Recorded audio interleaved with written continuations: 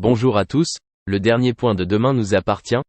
Notre actualité du jour portera sur Demain nous appartient, 1609, choc. Il y a quelques minutes, Adeline est décédée à l'hôpital. Le 23 janvier 2024, un événement bouleversant survient dans la vie de Victoire. Adeline, son amie proche, décède subitement. Avant que la douleur de la perte ne passe, Victoire a dû faire face à une autre vérité déchirante. Un meurtre avait eu lieu et elle a été témoin de tout le processus de mise en œuvre du sombre plan de l'agresseur. Ce plan commence après une dispute majeure entre Soraya et un autre coupable nommé que Victoire traque.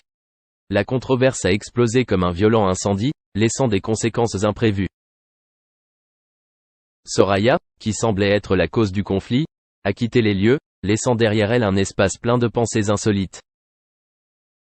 Mardi de cette semaine noire, les choses sont devenues plus confuses lorsque le policier qui a déclassifié l'affaire a pris la parole. Il a décrit son parcours terrifiant avec son compagnon Karim ce matin-là au commissariat de police. Il traque le coupable depuis quelques jours, rassemblant des preuves et des indices qui les mènent à un endroit sombre où le mal se prépare.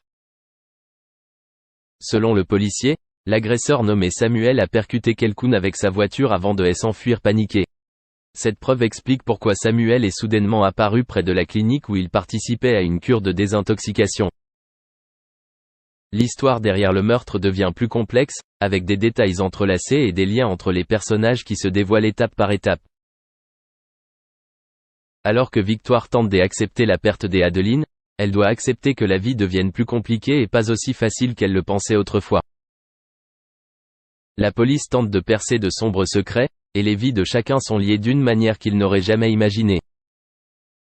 Merci d'avoir regardé et à la prochaine vidéo. N'oubliez pas de vous abonner à notre chaîne.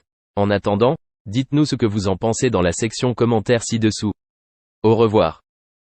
Star du 7e art, vit une relation amoureuse avec l'acteur français Tahar Rahim. Les deux amoureux ont eu 3 enfants.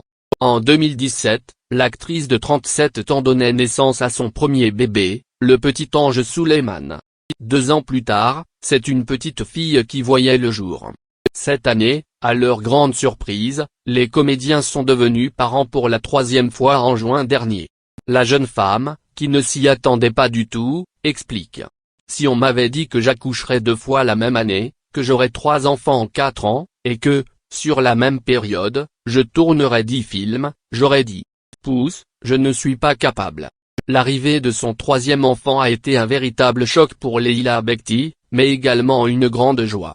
Un sentiment un peu particulier, sur le coup, l'annonce de ma dernière grossesse a été un choc, un chamboulement du corps, du cerveau, de tout. Mais ce bébé était là, et c'était comme ça a-t-elle notamment expliqué. C'est à ce moment-là, que l'actrice a décidé de vivre à fond de ces instants singuliers. J'étais en totale lâcher-prise, je voulais vivre mes grossesses à fond la caisse et je ne le regrette pas. J'aime tellement manger. Leila Bekti est une mère comblée.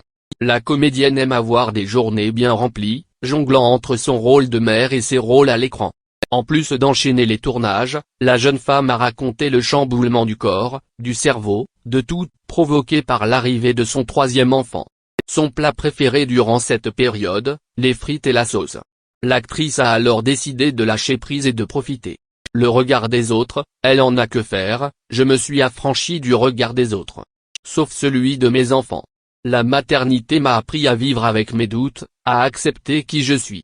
Entière, dans son rôle d'actrice comme dans son rôle de mère, elle a également précisé, j'étais en totale lâcher prise, je voulais vivre mes grossesses à fond la caisse et je ne le regrette pas.